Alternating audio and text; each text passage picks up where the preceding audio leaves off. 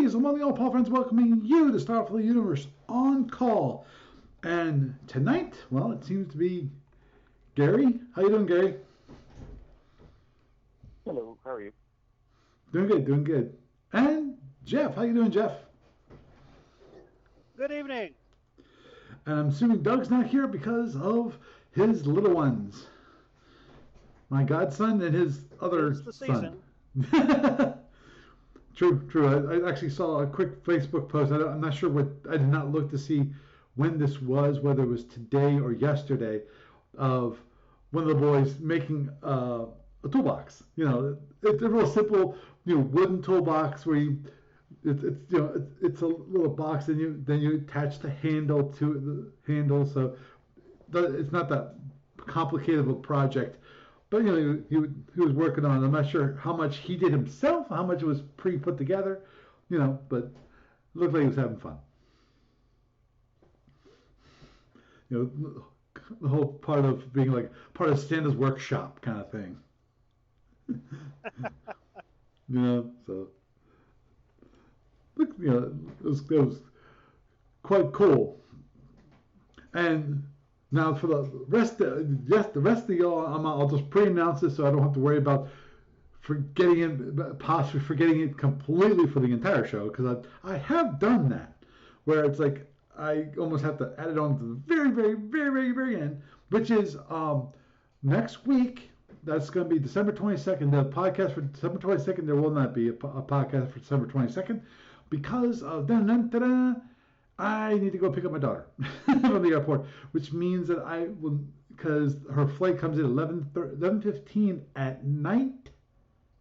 As in, 45 minutes before midnight, that kind of thing. That I will definitely not be able to make it for a 9:30 podcast, because it'd be a very short podcast. Otherwise, it'd be like, hi, goodbye.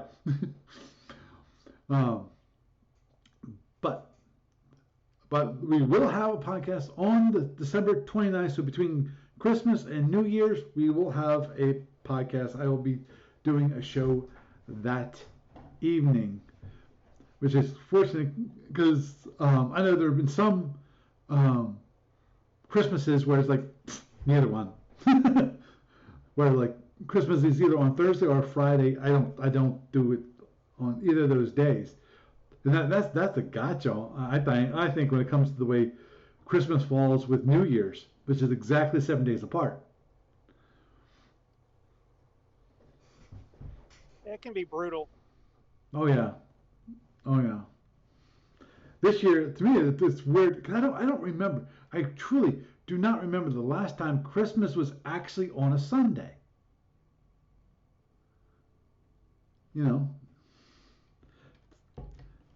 It's been a while. Because the thing is, I'm Catholic, which means that it's a holy day of obligation. That means that I need to go to church that day. So, if it's like on a Saturday, I have to go both Saturday and Sunday. And this is gonna be the one time there's no additional day I need to go to church. So it's weird in that case. Oh, come on. Well, at least this Sunday you could, if you stay at home, you could claim that you're watching the Pope's team playing the World Cup final. Mm-hmm. Okay, and there it goes. Because Pope Francis is from Argentina, and they're going to be playing against France for the World Cup. Yes. Because I heard, which is going to be supposed to be a really good game. And sorry. I just wanted to mention that before we dive into Starfleet Universe stuff, because I guess there's plenty to talk about there. But I wanted to take a brief detour back into BattleTech On Call, if that's okay. Because sure. Sometimes I mentioned it mainly as a compare and contrast with how ADP's doing, because right. they put long franchises with various spread universes and stuff. So I missed the initial announcement when it was released, but a few weeks ago, the folks at Catalyst actually got around to formally releasing the new Alpha Strike box set. So I think it's about $60 US or 65. But it comes with 5 clan mechs, enough for a star, and 8 inner sphere mechs, enough for 2 lances. And it comes with like a bit of fiction and a universe primer, introduction rules to Alpha Strike, and I think a bit of terrain and stuff, because Alpha Strike is generally designed to be played on a hexless board, but you can, I guess, convert it into a hex game if you want to. Yeah, so I just thought it'd be a quick mention just to kind of give a sense, because up until now, the box sets that they've done for like quote unquote classic BattleTech, they've given you like the classic record sheets and maybe 1 or 2 mechs at a time. Right.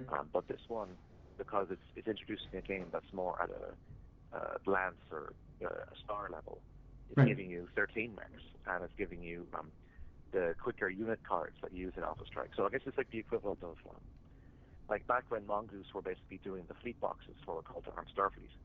And the idea is that you're not using a big SSD or ship card for each ship. You're basically just using the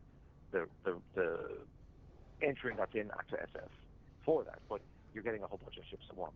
So it's kind of interesting to see that they're going that kind of route with the way to help introduce the game system. And of course, there's nothing to stop classic BattleTech users from using those same mechs. They just might have to get their own hex map if they don't have one already. So it's kind of between it and also the new Universe Primer that they're due to come out next year, which is basically set to help people get up to speed with what's been happening in the BattleTech universe through to the year 3150.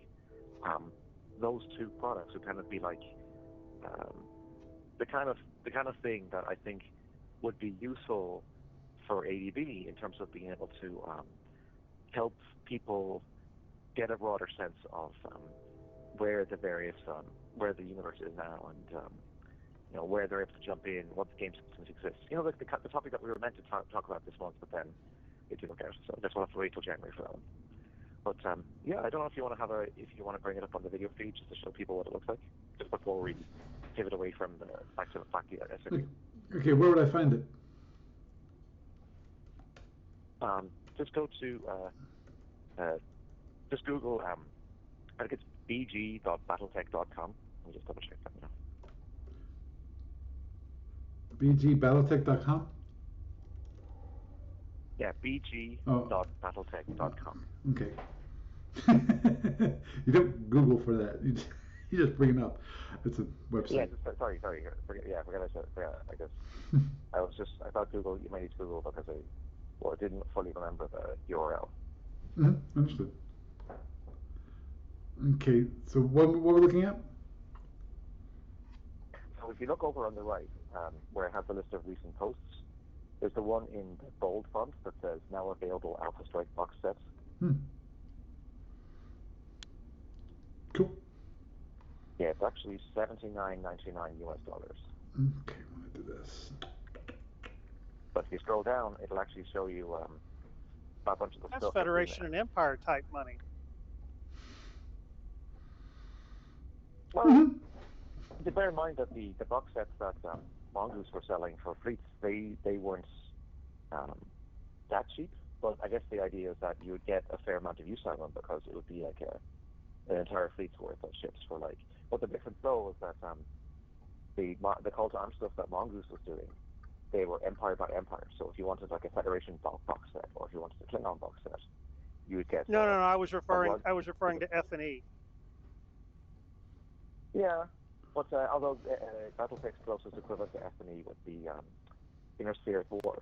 The rules for that are in Interstellar Operations. So that one is basically where you get a map of the Inner Sphere, and you get various economic rules for the house capitals, and you're able to like move regiments around and so on. Right. But yeah, this one is more like there's probably not. I suppose if you bought Federation, if you bought Klingon border and Romulan border at the same time, and if both of those boxes gave you the Shapeways miniatures to represent the ships that you get on the ship cards, that's probably the closest thing I can think of in terms of what this is basically doing. But in the same way that when you buy Klingon border or Romulan border, you only get the rules to represent the ships that are in the box. So you still can go out and buy the reference rulebook separately. The same sort of thing applies here, where it comes with a starter rule set, but if you want a more complete way to play Alpha Strike, you can buy a separate rulebook, which is called Alpha Strike Commander's Edition, and that basically consolidates all of the rules that are really needed to play Alpha Strike through the 3150. So you'll be able to get stuck in that way. So, as you pointed out, these mechs are not the original BattleTech, where they had kind of quote unquote SSD sheets. These are more abstracted when it comes to. Well, if anyone remembers the old Battle Force game system, now Battle Yes. Force still exists. Yes. It's the idea is that when you play Battle Force, you basically just have two rows of bubbles, one for the internals and one for the armor.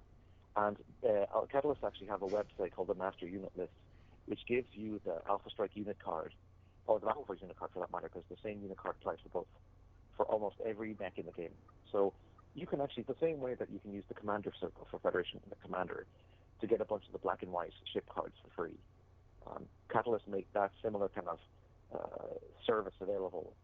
So if people want to be able, like say for example, this box set comes with a miniature for the clan Timberwolf, or what the Unisphere would call the Mad Cat. Now, you can use the variants that they give you in the box, but if you want to go onto the Master Unit List and look up every Timberwolf variant that has been published in every technical readout or record sheet or whatever, the Alpha Strike unit card version of it is there, and you can print it out and you can use it in your own game if you want to. And it even tells you the various specific special abilities that it has that you'll account for if you get the Commander's Edition with the book.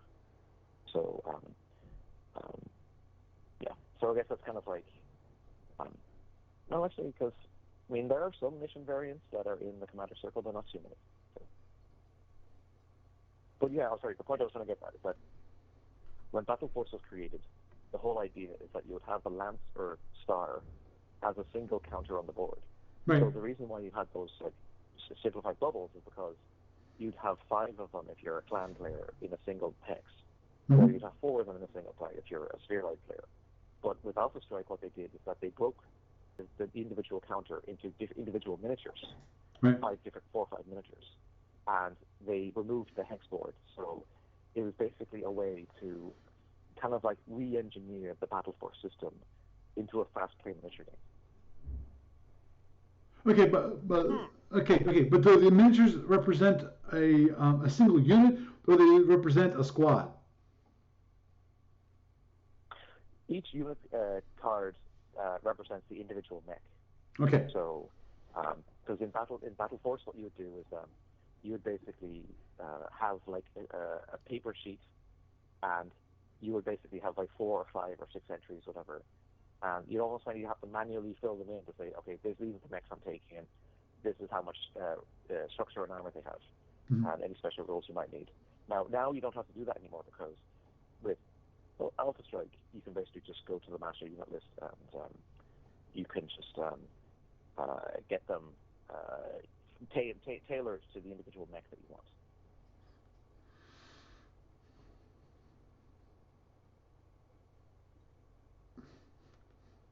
Chris. Yeah. Okay. Cool. Go back. So yeah, I just wanted to put that out there, and but I do think that the real big thing is going to be the book they're coming out with next year, the Universe Primer, because I really wish that there was a similar, because the closest thing that we have in the SFU is probably the core rulebook for Prime Directive, but that's not divorced, because it's still, you're coming with a game or RPG rule set, and it doesn't really give you like a really more kind of like broad view about what's going on in the SFU. It's basically tailored to role playing. Right. Because the Universe Primer, when that comes out, you don't have to use it with only Alpha Strike or only Total Warfare or only the various BattleTech RPGs. Like, you don't even have to use any of those at all, because Catalyst sell novels as well, and so there's people who maybe they just read the books and they don't play the games. So I think something similar, like a rule agnostic book or product that was like a universe primer for the SFU, I think would be a great idea. But that's just me. Oh, understood. Yeah, I would love. I was looking at this, going, I'm almost drooling, and just because it's like it's that middle ground. Not that, well, pre-extracted out ships that we don't have, which to me would be fantastic for fleet battles, where you can actually it's a little more. It's not as abstracted out as an F&E. You actually have individual units. It's more of uh, the point where I really would like to have a ship and a system is Starfire abstraction.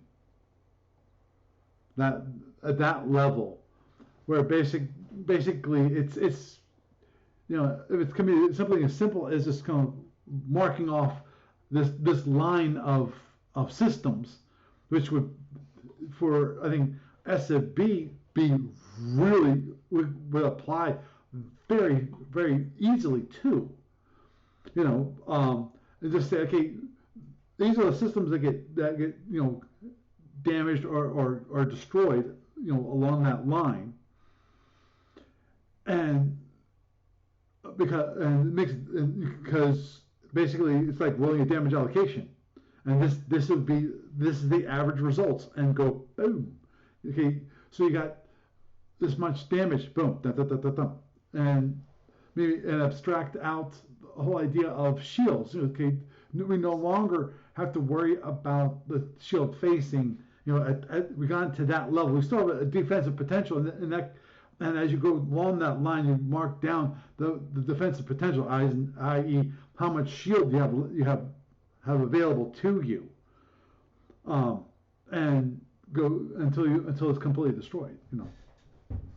I think that level that's one of those things that's I think is missing from the Starfleet universe, and I think that'd be I would love that. That you can really do those really large fleet battles, which I think some people just they imagine, especially if you've ever watched Star Trek, like the Next Generation, where they have these huge fleet battles. But yeah, That was more DS9, but yes. yeah, true. Well, more DS9. I agree.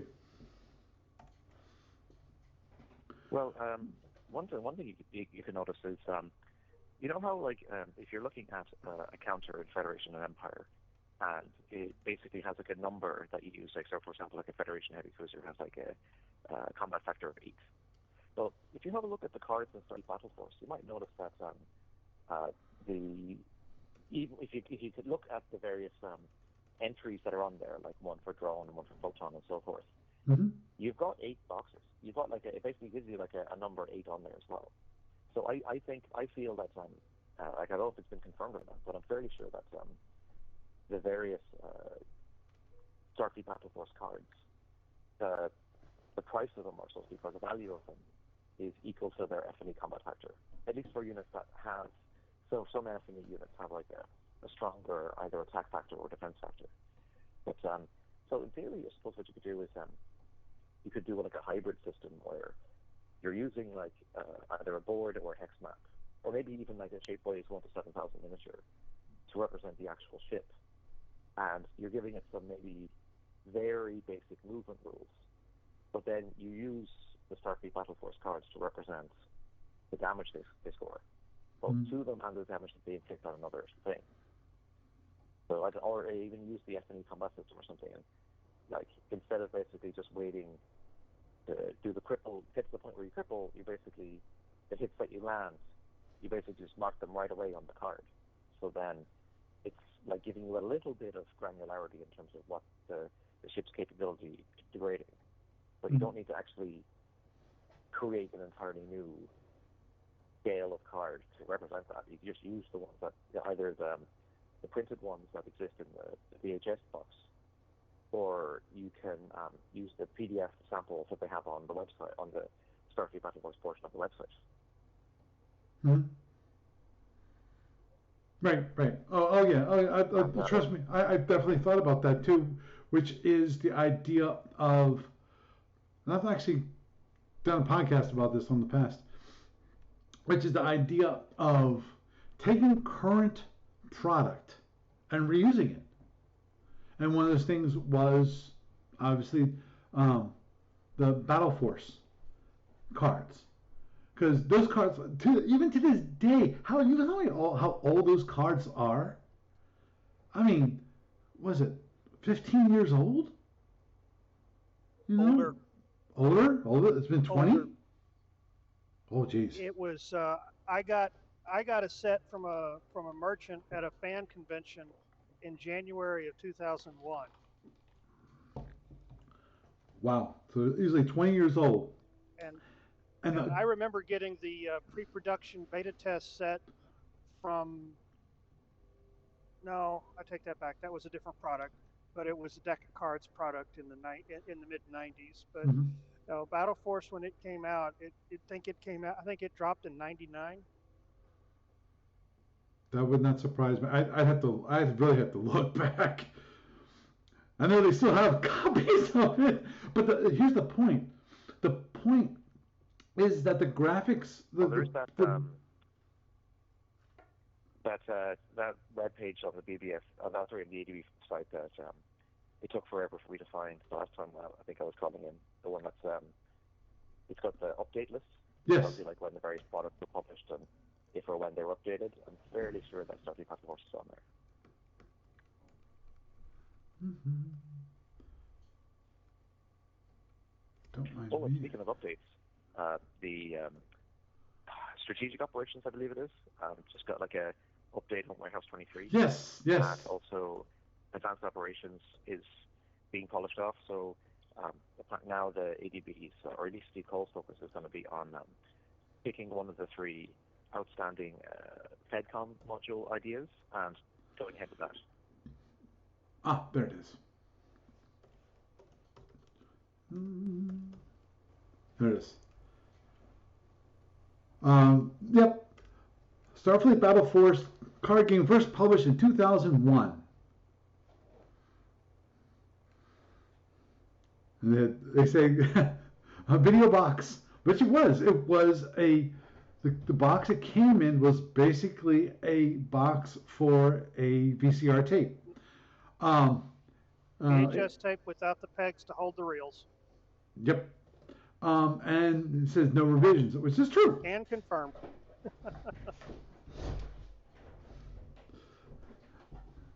Wow. The future expansions of Starfleet Battle Force, but none on the schedule. The Carrier Force, Strike Force, Invasion Force, Planetary Force. To me, the biggest issue with the Starfleet Battle Force is the cards and the way the system works. The system is designed with a certain balance given the cards that you have. And the problem is if you add cards, you offset that balance that you already have as part of the game set. But so adding expansions really doesn't work in my mind.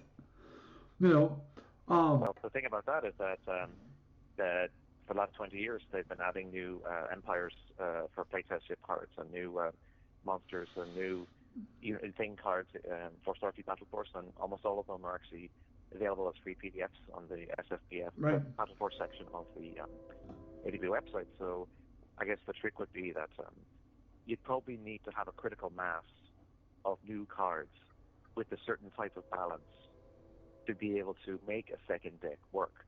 But I guess the thing I was trying to get at is that in theory you could basically maybe take a leaf from Catalyst in the sense that they were able to basically extract ideas and blow up one game system. Now I say blow up, but the original game system still exists. But basically they were able to rip ideas out of an existing game system and reinterpret them in a way to give them an entirely different game system that's actually been more successful.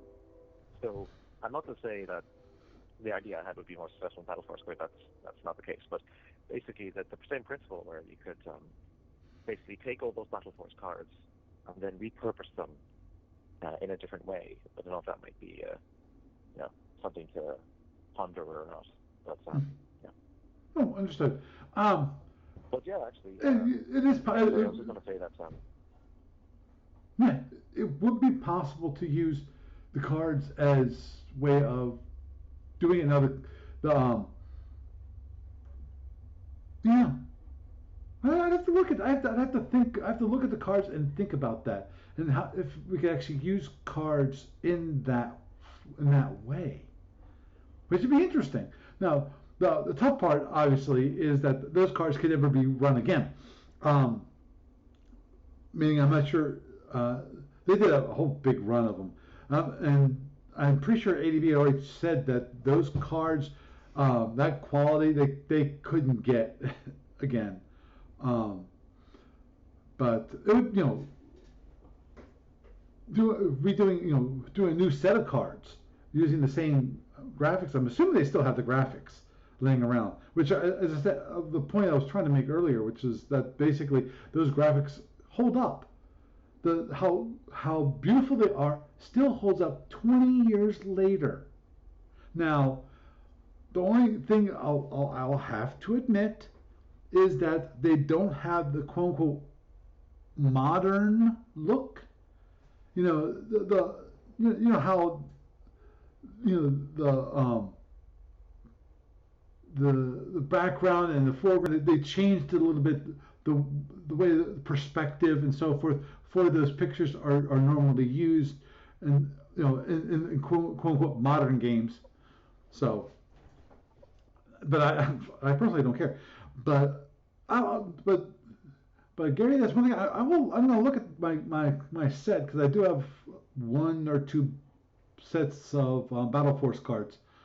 I'll take a look see at that to see if that would be possible to use as actually representing ships. And okay, this is kind of your quote unquote SSD for that ship, which I think would be kind of cool to use. And I mentioned from the chat room that Chris Newsy pointed out the closest thing that we currently have to Starfire for SFU is Star Armada SFU Unity, which of course I would definitely respond back immediately and say that it's close but not there, because of it's not as abstracted out as Starfire is. And at least the point where I imagine it being this really great thing for because Starfire, you would fly at the fleet level, and there was tactics involved in that, and because the one thing I would love to see, what I would love to see is a system, excuse me, I need to put on my do not disturb so I don't get any more bleeps. That is a system that we can avoid, or maybe just write it into the rules and say you can't do this, which is the one big issue I think so many people have had problems in the past with SFP, which is super stacks. The whole idea of that you have all your ships in one hex. I know FedCom went forward and tried to put a penalty into super stacks, where if you try to fire, you have penalties, which I think is that's a good way of going overall.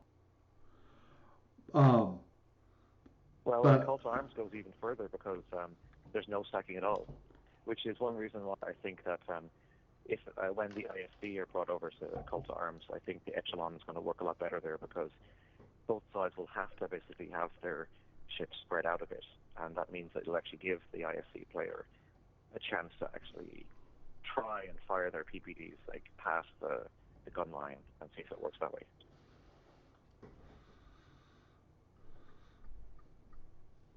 Yep.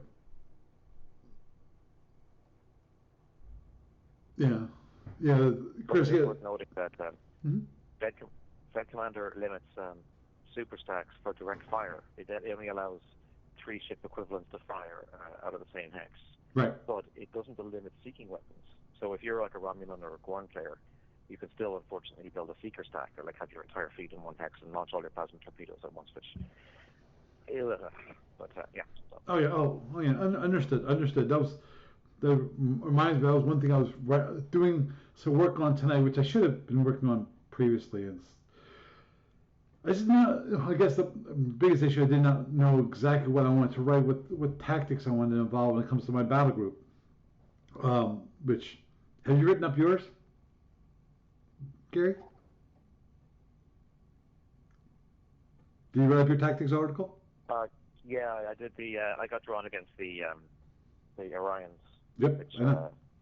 is kind of unfortunate because like on the SFB side of the battle group, the cruisers side class 3 units were discarded.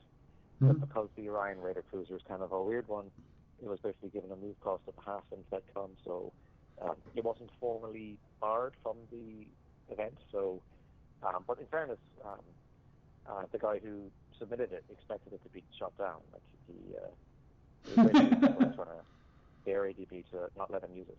But oh well. So at least I have at least the Carnivons have heel nippers which work against warp engines. So in theory that could help limit the amount of doubling that the Orion did do. So.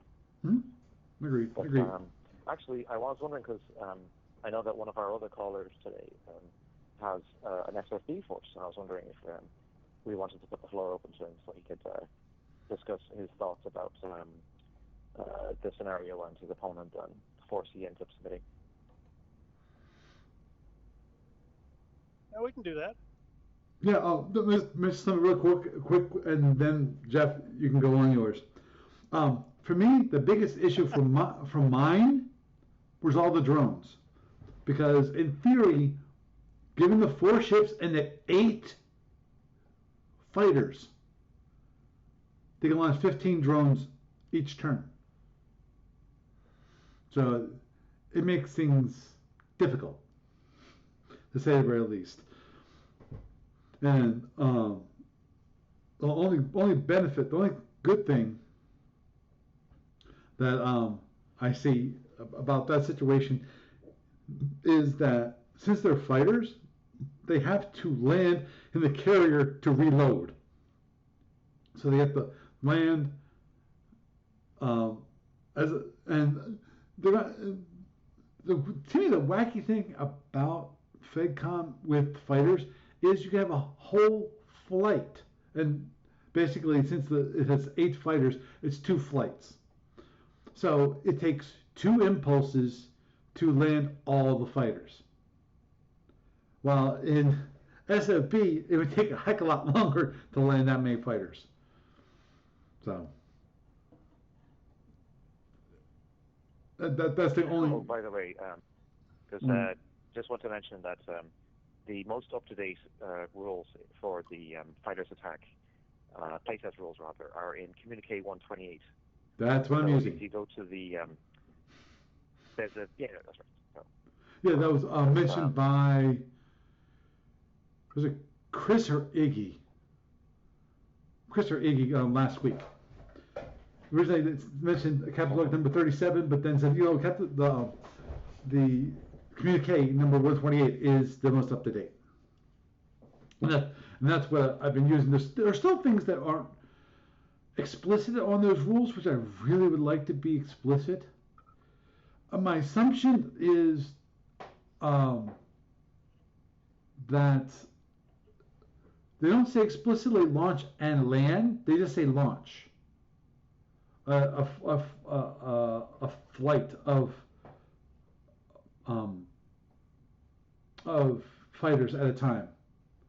I'm assuming that if you can launch a flight, you can land a flight. You know, they do give. Oh, if you're not using flights, then there is one thing I wanted to clarify from. Sorry. Yes. Ambiguous language is ambiguous. Yeah. Um, But and there is one and thing I wanted to, because I was listening to the conversation from last week, just wanted to clarify that there is no such thing as the transfer of seeking weapon control in Fed Commander. So if a ship or a fighter loses control of its drones, they're gone. Like another ship cannot pick them up. oh, okay, that I did not know. So if I destroyed the fighter, any drones that that fighter was controlling would go away. Understood. Okay, well, Jeff, on to you, my dear friend. Well, the force that I got paired against was the Gorn, and he had it set up with a double bubble leader, a double bubble destroyer, a double bubble scout, and two frigates. And one of the things that I had to guard against is the fact that all told in his force, he's got 20 shuttles. So I guess it's a good thing he can't use those shuttles for information gathering, but he can Right. certainly use them as the auxiliary navy. I took the Orion force on the timesheet on the map sheet P timeline.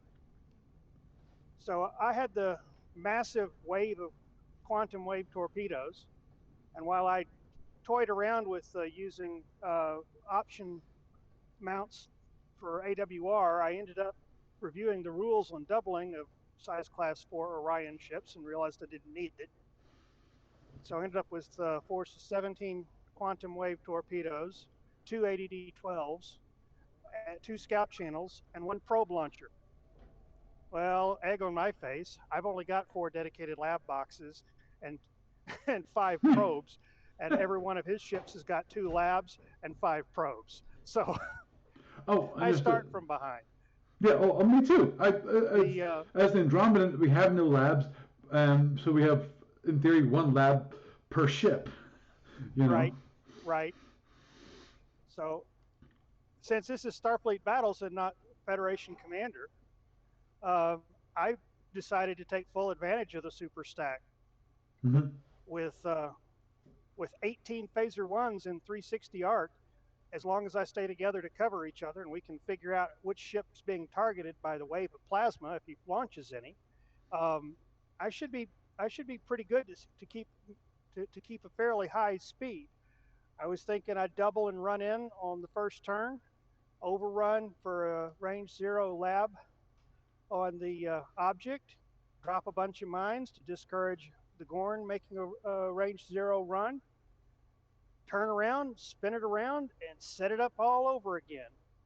The only issue I really have is trying to play the game such that I've got 3 or 4 quantum wave torpedoes in flight at any given time, and never so many quantum wave torpedoes on any significant target to encourage him to weasel until all of his shuttles are committed.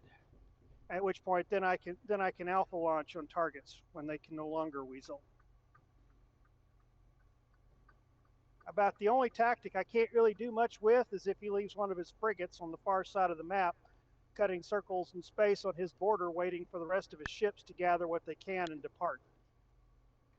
I just can't split my force like that. That's the kind of thing I hope that ADB rejects as a tactic, because I think it's against the spirit of the battle. Like, you're supposed to fight, not just like show the flag. And I think keeping one of your ships hiding from everyone else, I think that counts as not fighting. So. Yeah, but as I say, I think with that force and under those conditions, I've got a fair shot to cripple or pop one of the frigates on the first battle pass. Especially if he wants to try to play games with reinforcement, I'll just turn around and use a phaser or 2 off of all of the offensive ships and scratch the shield, the impulse before the quantum wave torpedoes land. It's going to be interesting, that's to be sure. Mm-hmm. I'm not sure what Nick has for his tactics. I swapped a couple of emails with him, and we thought we might game it out after the deadline, but I haven't heard back from him. Mm-hmm. I'd be interested to hear what his tactics on on the idea, or his ideas are on the encounter. Hmm? But yeah, it's one of those oddballs. It's since my force doesn't have really good means to gather information, I have to gather what I can. So I've got greater than zero, and focus on knocking the Gorn out, keeping the Gorn, which is about where you're at, isn't it? Yep. Well, I guess the advantage is that you don't have to wait for 3 turns for your plasmas to reload. So No, I'll in have those quantum wave rearming turns, torpedoes you can every shift them turn. around and Yep. exactly. The only other thing is that when with trying to get to range 4 or less for good data from the labs that I do have on the study object, if he gets there and star castles and start deploying the auxiliary shuttle fleet, then I've got to be careful with keeping the speed up and keeping the electronic warfare game on my side, because he could go Bolty McBolterson and really ruin my day if I'm not careful. Of course, that's why one of the other things I suggested in my article is have the one light raider set up for anti-fighter, anti-drone work to start building a shatter pack at once. Because if I can knock down half a dozen or more of his shuttles in a single attack, that would be quite worthwhile.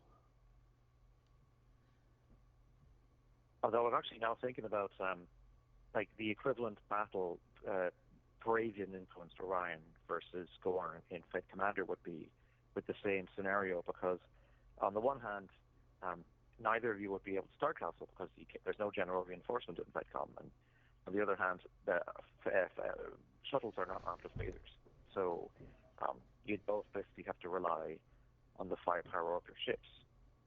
But on the other hand, the faster you go, the harder it is for either the quantum wave torpedoes or his plasma to actually hit the other guy. So there is still kind of like, how important is it to keep the speed high up and mitigate the seeking weapon direction? Because you can't start castle. On the other hand, how important is it to not get too far away from the object so that you can actually get the lab information? Right. So I think that would basically make a very well. There's a couple of other points. There's no housekeeping in Fed Commander, which means that the power advantage shifts to the Orion. There's no electronic warfare in Fed Commander, so as long as the Orion still gets his stealth coding bonus, that advantage goes to the Orion. Yeah, in Fed Commander, the Orion has they basically just get like a +1 or -1 modifier, whichever is the one that you need, depending on the weapon that's shooting at. Right. But there is no such thing as ECCM. So, but the other thing is now is that in Fed Commander, I think the negative shift, it can never go above 3. So, like for example, in theory, you could rack up a really high ECM versus ECCM, and I think you can get higher than 3. I can't remember now, but you can't do that in Fed Commander. Like there's only a certain limit that you need. So. Right. But he does have carronades for any plasma FC squad.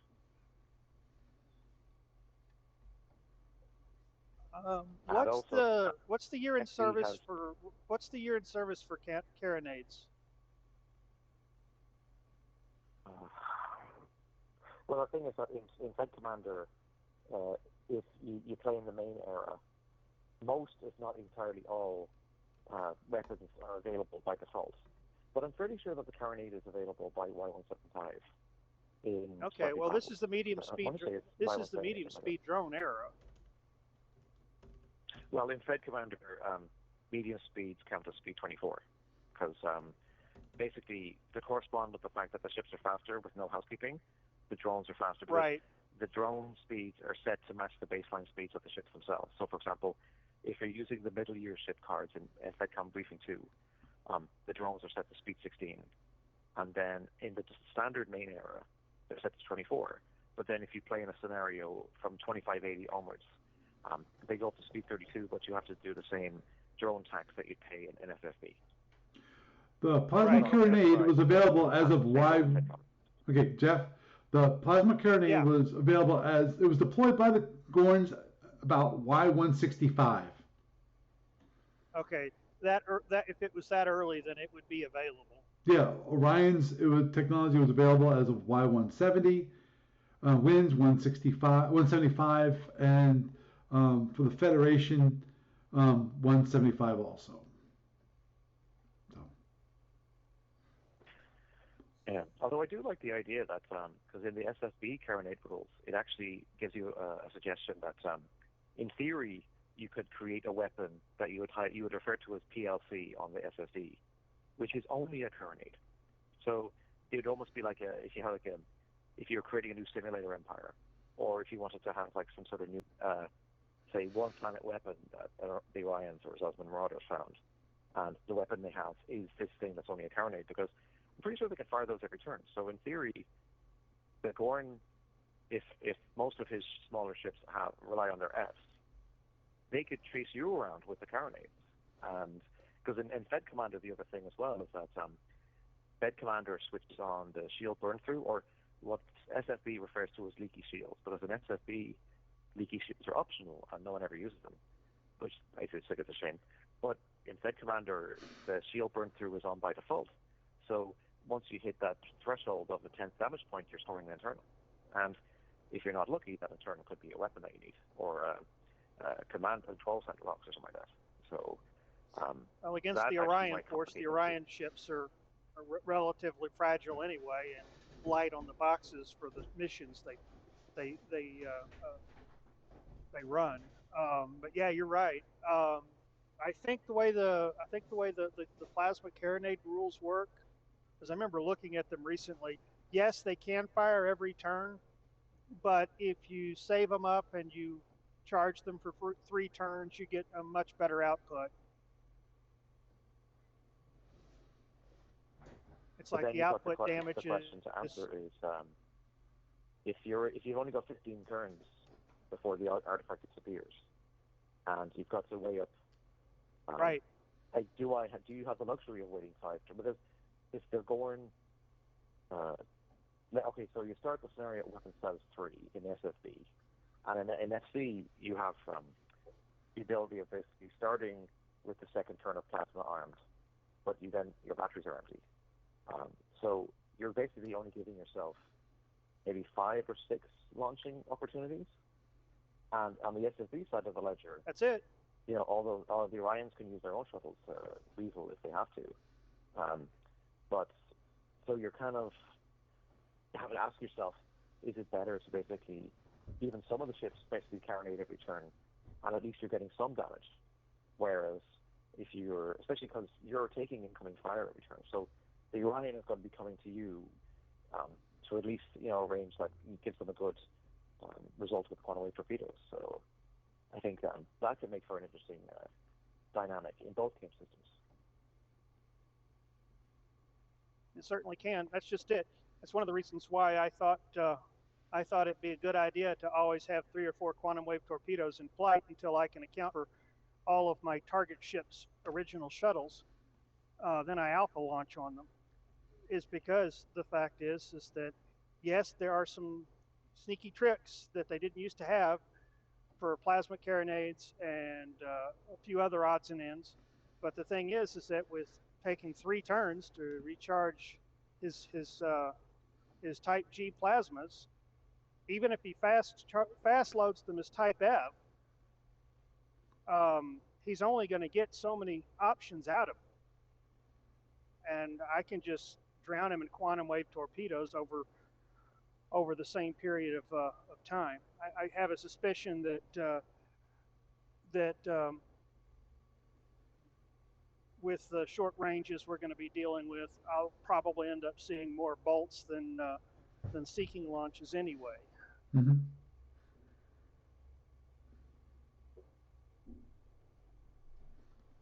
But I think the other thing that's good about the carronade is that the hit value is much better than the bolt. So he doesn't have to worry about like spending 3 turns charging a bolt and then missing, or to the same extent. So, no, his G tubs won't be able to carronade, but any of his F tubs can. So that might be something that to keep an eye out for. But because I think even in SV, I mean, yes, the Orion has the natural stealth bonus, but you're giving yourself that much more of a chance to hit if you're using the carronade to hit roll rather than the bolt roll. Well, unless I'm mistaken, the carronade suffers a damage penalty if it's fired at ships. It's intended primarily as anti-drone, anti-fighter.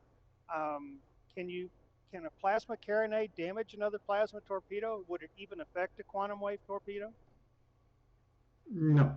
Oh, well, the carronade was actually originally designed to fight cloak ships because one of the benefits of it, of the good to hit roll, or the specific rules for it, is that cloak ships get less of a benefit than they would if you try to fire a bolt against it, or even just a regular direct fire weapon.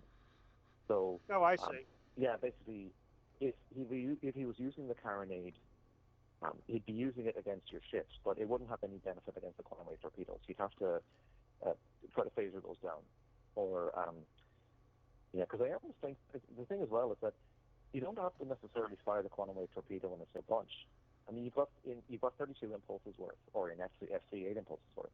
Right. You can string them along, and you can basically make it so that if he does drop a weasel, then how many? I'm trying to remember how many impulses worth does the weasel work, because he can always just basically swing around and launch another one or two. I believe the Wild Weasel continues to attract drones targeted on the original target through the end of the explosion period, which is 4 impulses after detonation. After that, I can actually target him rather than the pocket of gases. That's what's left of the Wild Weasel. But but in a situation like this, I would have already switched targets, and I just keep going round robin until I found a target that just couldn't hurt me. I could hurt better. Yeah, and also the quantum wave torpedo with those splash damage, you can, even if you're not hitting the shield that you plan to, you're getting, you're chipping away at the other facings. And on top of that, and he's got to do 14 points of phaser damage to cripple the quantum wave torpedo and knock the splash damage off. It's another from there. And it's it has ECM, isn't it? Because we were looking the rules over before, because I'm pretty sure that it has ECM. Yeah, the quantum wave torpedoes have 3 points of ECM to protect itself. So it doesn't have an equivalent thing in FedCom, I don't believe, though. That's the only thing, because FedCom is generally much more forgiving in terms of giving, like there's no things like a small target bonus, like even for drones and plasma torpedoes. It's generally a little bit more forgiving in terms of how you shoot things down. Oh, and also, things like Aegis fire control, because I know Paul is, it's not going to matter for Paul now, because none of the Andromedans have seeking weapons. But if, say, in Captain Block 56, if you pick a force that does have seeking weapons and you're going against a ship, because I think one of the ships you're fighting against is a Klingon escort with Aegis. Yep. So in Fed Commander, it's more like limited Aegis rather than full Aegis. So that's why I would say E instead of A. But what it actually does is it allows the ship equipped with Aegis to shoot at nearby seeking weapons that have impacted in defensive fire phase.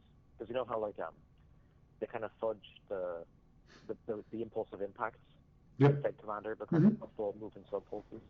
Yep. So basically, once you get to the defensive fire phase, the ship itself can shoot at its own the seeking weapons that have impacted. But then, if you have a ship nearby with Aegis fire control, it can also shoot at those same drones or same seeking weapons.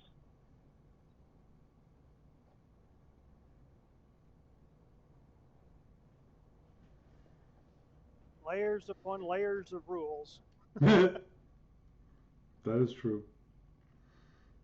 And But yeah, so I just I guess the other thing too is I kind of felt like I wanted to stick up for FedCom after some of the stuff that was said about it last week, because I mean, it is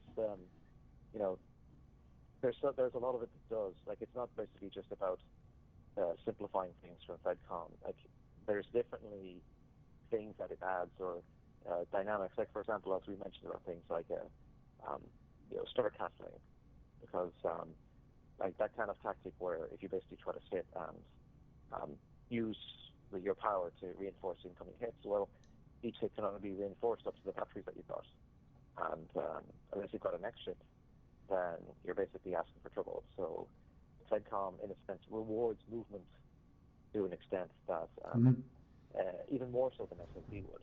right. And definitely penalizes you if you try to do something stupid like sit still, in Star Castle. There's no benefit. Yeah. Because you don't get all that extra power that you have available, that you can't put that towards shields. Mm-hmm. So there isn't much in Federation Commander you can use that surplus power for, is there? Nope.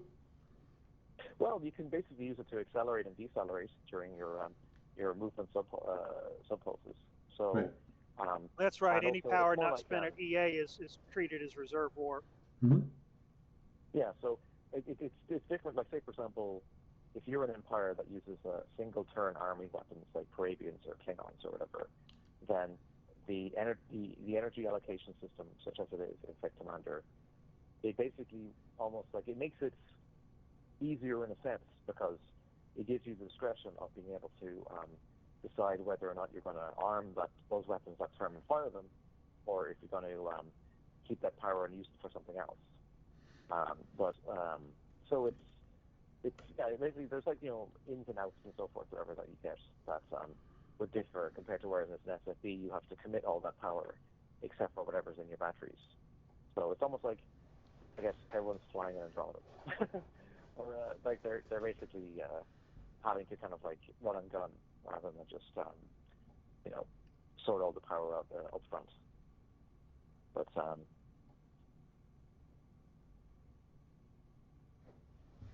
yeah. Oh, yeah. Well, yeah. So I mean, I do think. the great thing that the fighter attack thing. Sorry. Yeah, I was going to mention is that, of course, with FedCom also is that there is nothing says, oh, you have to use warp power. It's just power. So things like photons or displacement devices or anything else that normally would have different kinds of power that you'd have to use, that goes away. Is it the Vrudar?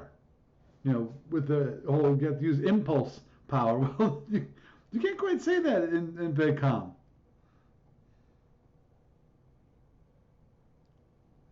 So. Mm-hmm. Yeah, that actually applies, of course, to the Feds most of all, because they don't need to, and also the Federal Republic over in Omega, because they don't need to set aside warp power to arm photons. Mm-hmm. But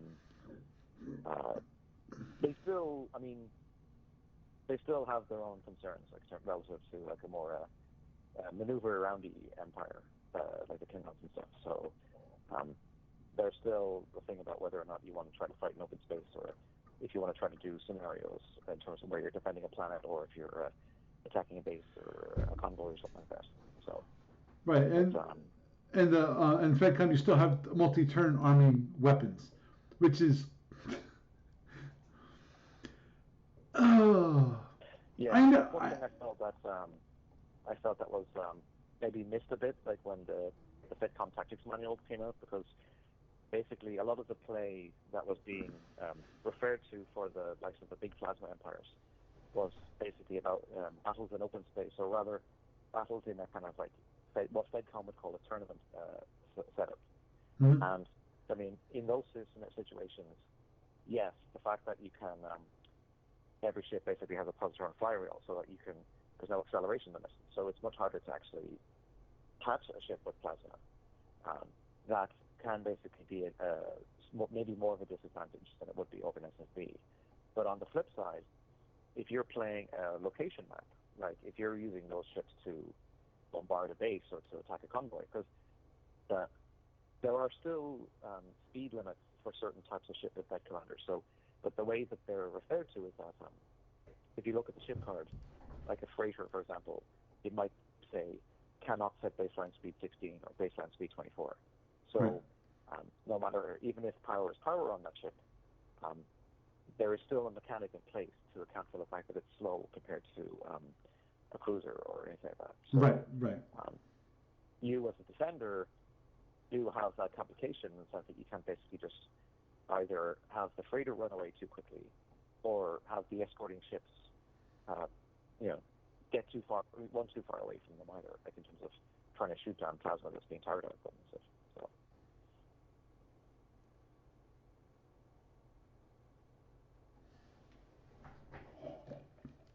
Yep. Well, my dear friends, I think we'll wrap it up with that. It's been a pleasure having you on this evening, and before I say goodbye, I wish you both, and of course everyone out there, Merry Christmas. Merry Christmas. Happy holidays. And happy holidays. That's right, yeah, because there's a number of various occasions happening over the next week or two, and want everyone who's experiencing one or more of those to hope they're enjoyable ones. Yeah, another one coming up also next week is Hanukkah is next week also, so makes things interesting. I actually saw there's on the TV show The Goldbergs, they actually had where the mom, she always does this like embroidery stuff on shirts, and then her daughter actually did one for their grandkid. On the back of it, it says "Oi to the world." Oi to the world. Oh. They say that the grade of any pun is in the oi of the beholder. That's it. We're done. Jeff, it was lovely to have you hang out. Sorry. Don't get me started on that. I was thinking about that one commercial. It's like it drives me nuts every single time I see it. Anyway, Jeff, you have a good night and drive safely out there. I'll do that. Happy holidays, everybody. Happy holidays. Gary, always a lovely time to have you with us, and you have a happy holidays. Thank you. Okay, bye. So, got to talk about battle groups once more time. the topic that keeps on giving, I'm surprised. Well, actually, it's good. I will probably give more of a lowdown of what I did next time after everything is submitted, because I'm going to be putting mine in late. I should be able to submit mine tomorrow night. I got most of it done. I still need to do some minor things to tweak it. It's tough. It's tough because I've got a Klingon force that I'm fighting which has both fighters and special sensors, and special sensors actually do something in FedCom, and I don't have a scout. And more importantly, I have to double. I'm pretty sure about this, which is you can't help. You can't defeat ECM. You only can give ECM. So even if I had a scout, it wouldn't help me attack his ships at all. It helped defend my ships. That's all. Or it would help with identifying, the lab information that's required for gaining information on the target. But anyway, with that, I am Paul Franz, and I bid you a good night.